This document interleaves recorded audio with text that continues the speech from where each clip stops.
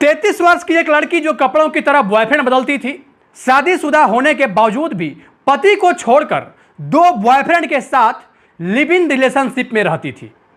इतना ही नहीं, यह औरत अपने पास हथियार भी रखती और उसी हथियार के बल पर अपने पति को डराती धमकाती और कहती कि सारे जमीन और जायदाद मेरे नाम कर दो, नहीं तो गोली मार दूंगी। लेकिन उसका पति डरने के बजाय कुछ ऐसा कदम उठाया जो कानून के नज़र में तो अपराध है, लेकिन लाखों लोगों का यह मानना है कि उसने जो भी किया वो बिल्कुल सही किया। आज की इस कहानी के माध्यम से यह जानने की कोशिश करेंगे कि आखिरकार हुआ क्या था जिसके चलते उसका पति अपनी पत्नी को बीच सड़क पर 1-2 नहीं बल्कि 4 गोलियां मारता है। दोस्तों, यकीन मानिए, आज के इस पूरे घटना के बारे में आप जानेंगे तो आपकी रूह कांप जाएगी और आप ये सोचने पर मजबूर हो जाएंगे कि आखिरकार इंसान इतना हद तक कैसे जा सकता है। मैं चाहता हूं थोड़ा सा समय निकालकर इस पूरे वीडियो को आप लोग जरूर देखें, क्योंकि जब तक इस पूरे वीडियो को देखेंगे नहीं, कहानी की सत्यता से आप लोग परिचित नहीं हो पाएंगे। उत्तर प्रदेश की रहने वाली नंदिनी को साल 2016 में पवन नाम के एक लड़के से प्यार हुआ और प्यार इतना गहरा था कि दोनों ने एक दूसरे के साथ जीने मरने की कस्में खा ली। लेकिन किस्मत को कुछ और ही मंजूर था। सिर्फ 1 साल के बाद यानी साल 2017 में पवन की गोली मारकर हत्या कर दी गई। पुलिस के जांच में इस बात का खुलासा हुआ कि यह जो कांड था यानी पवन की हत्या में पूरी तरीके से नंदिनी ही इन्वॉल्व थी। इस हत्याक्रम का खुलासा होने के बाद नंदिनी को पुलिस ने गिरफ्तार करके जेल भेज दिया। लेकिन दुर्भाग्य देखिए, कहा जाता है ना कि कभी कभी कानून भी अंधा साबित होता है। 5 साल जेल में सजा काटने के बाद नंदिनी फिर से जेल से बाहर आ गई। जेल से बाहर आने के बाद नंदिनी रामकिशन नाम के एक लड़के के साथ संपर्क में आई। परिवार की सहमति से रामकिशन के साथ नंदिनी की शादी हो गई और शादी के 1 साल के ही अंदर एक बेटा भी पैदा ले लिया। कुछ दिन तक तो सब कुछ ठीक ठाक रहा, लेकिन उसके कुछ ही दिन बाद नंदिनी अपनी हरकतें दिखाने लगी। नंदिनी देर रात तक बाहर रहती, अपने दोस्तों के साथ पार्टी करती और जब उसके इस बात को लेकर उसे कोई भी बोलता तो उल्टा नंदिनी उस शख्स को गाली देने लगती। यहां तक कि अपने पति रामकिशन को भी भला बुरा बोलने से बाज नहीं आती। लेकिन रामकिशन को यह बात बिल्कुल भी पसंद नहीं था कि उसकी पत्नी नंदिनी अपने दोस्तों के साथ पूरी रात बाहर रहे, पार्टी करे, अय्याशी करे। और यह सच्चाई भी थी। भला ऐसा कौन सा पति होगा जो अपनी पत्नी के इस हरकतों को देखेगा और उन हरकतों को देखने के बाद शांत बैठेगा?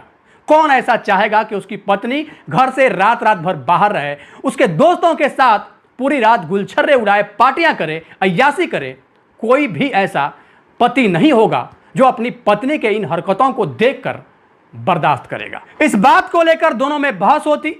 नंदिनी साफ साफ कहती कि मेरी जिंदगी, मेरा फैसला, मैं जैसा चाहूंगी वैसा करूंगी। तुम होते कौन हो मुझे मना करने वाले या फिर मुझे रोकने वाले?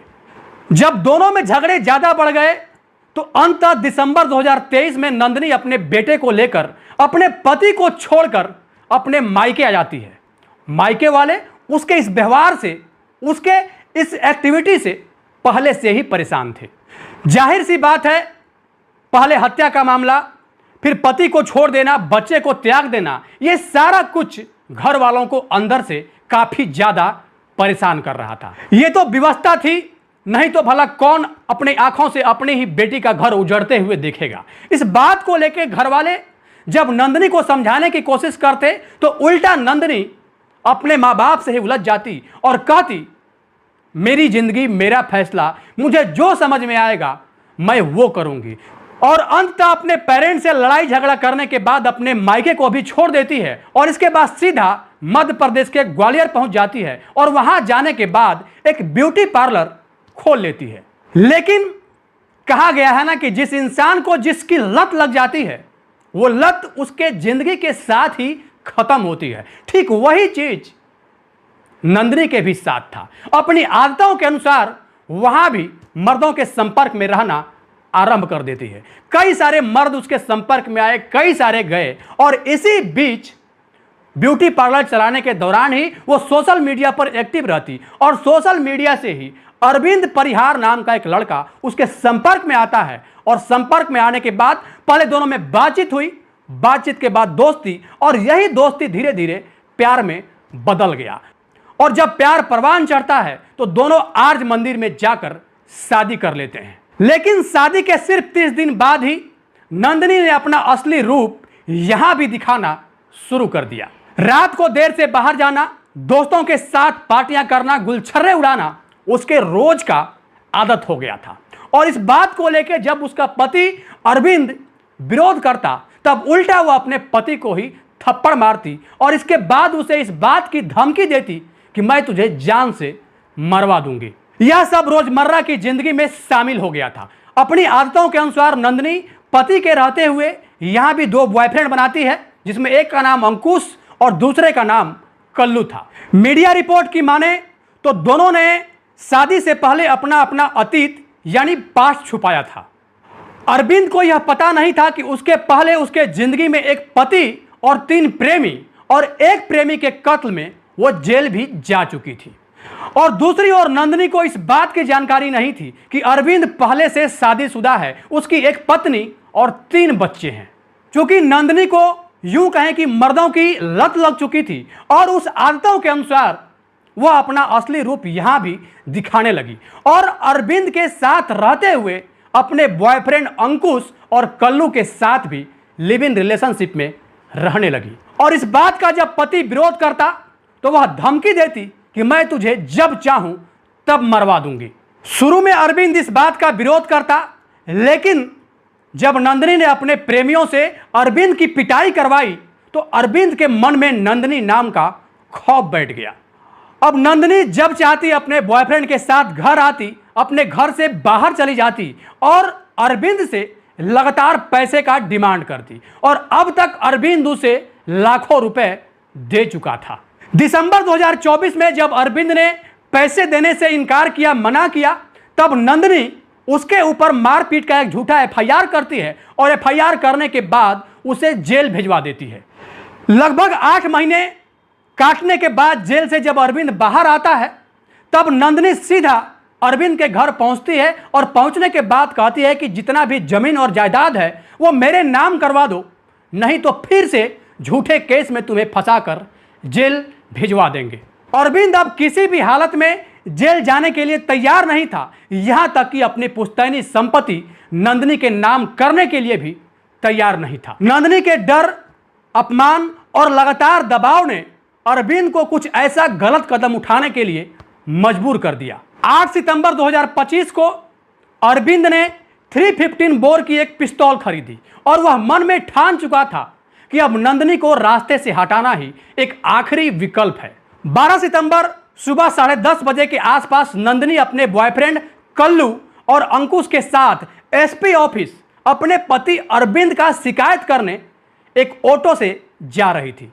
अब जैसे ही नंदिनी मध्य प्रदेश ग्वालियर के प्रसिद्ध क्रिकेट स्टेडियम रूप सिंह स्टेडियम के पास पहुंची, अचानक सामने से अरविंद आ गया और आने के बाद अपनी पत्नी नंदिनी के आगे हाथ जोड़ता है, रिक्वेस्ट करता है, विनती करता है और कहता है कि प्लीज मुझे दोबारा जेल मत भेजो, क्योंकि मुझे जेल जाने से बहुत डर लगता है। मैं पूरी तरीके से परेशान हो चुका हूं।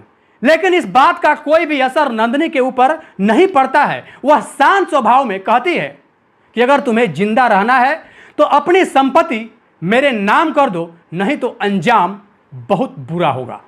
फिर क्या था, इतना सुनते ही अरविंद अपना आपा खो बैठता है और अपने पिस्तौल से नंदिनी की ओर टारगेट करके लगातार 4 गोलियां चला देता है। 3 गोली नंदिनी के शरीर में लगती है और 1 गोली जमीन में लग जाती है और नंदिनी वहीं कटे वृक्ष के तरह धड़ाम से नीचे गिर जाती है। नंदिनी की मौत हो जाती है। अरविंद गोली चलाने के बाद वहीं बैठ गया और अपने फेसबुक अकाउंट से लाइव आकर अपनी आप बीती फेसबुक लाइव पर ही बताने लगता है। उसने लाइव के माध्यम से बताया कि उसकी पत्नी नंदिनी अपने 2 बॉयफ्रेंड अंकुश और कल्लू के साथ दिन रात रहती थी। उसके मौजूदगी में भी एक कमरे में दोनों बंद होकर पता नहीं क्या करते, कौन सी बात करते। ये इन सारी बातों को लेके जब अरविंद विरोध करता तब उल्टा उसके बॉयफ्रेंड के द्वारा अरविंद को मारने का भी काम किया जाता। एक बार इसके पहले अरविंद को नंदिनी झूठे केस में फंसाकर जेल भिजवा चुकी है और बार बार इस बात को लेकर धमकी दे रही थी कि अपना सारा जायदाद, अपनी सारी संपत्ति अगर मेरे नाम नहीं करोगे तो अंजाम इससे भी ज्यादा बुरा होगा। और इस काम में नंदिनी का पूरी तरीके से उसके दोनों बॉयफ्रेंड अंकुश और कल्लू उसका साथ दे रहे थे। ये सब अपने फेसबुक लाइव पे वो बता ही रहा था कि घटना स्थल पर धीरे धीरे पुलिस भी आ गई, क्योंकि उसके हाथ में पिस्तौल था और वो पिस्तौल लोडेड था। किसी भी पुलिस वालों को इस बात के लिए हिम्मत नहीं हुई कि वो उसके पास जाए और उससे पिस्तौल छीन ले या फिर उसे गिरफ्तार कर ले।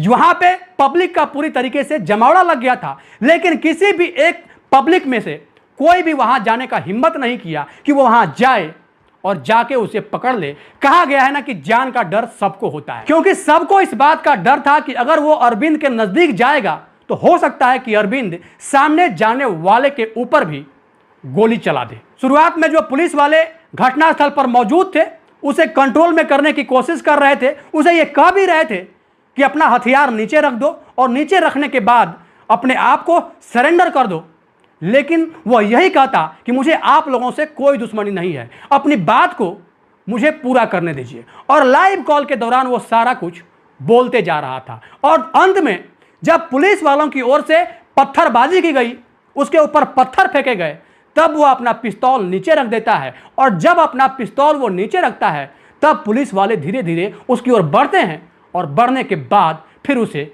गिरफ्तार कर लेते हैं। अंततः पुलिस वाले उसे गिरफ्तार करके थाने लाते हैं और थाने में लाने के बाद एक प्रेस कॉन्फ्रेंस करते हैं कि पुलिस के उच्च अधिकारियों के द्वारा एक प्रेस कॉन्फ्रेंस किया गया और प्रेस कॉन्फ्रेंस में इस बात की जानकारी दी गई कि उसके जाबाज अधिकारियों ने अपना जान जोखिम में डालकर अरविंद परिहार को गिरफ्तार किया है।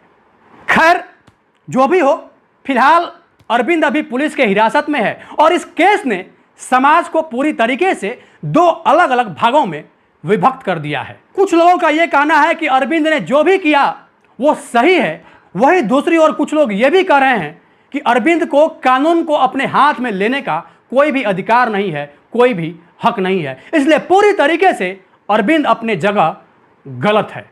दोस्तों, इस घटना को बताने का उद्देश्य किसी को परेशान करना नहीं, किसी के भावनाओं को आहत करना नहीं, किसी के अंतरात्मा को चोट पहुंचाना नहीं, बल्कि आपको सचेत करना है, आपको जागरूक करना है और आपसे आपका नजरिया भी जानना है कि इस पूरे केस में सबसे बड़ा दोषी कौन है। अरविंद ने जो किया वो सही किया या फिर गलत किया, अपनी राय निष्पक्षता के साथ कमेंट बॉक्स में जरूर दें। सावधान रहें, सुरक्षित रहें, अपना ख्याल रखें। जय हिंद, जय भारत।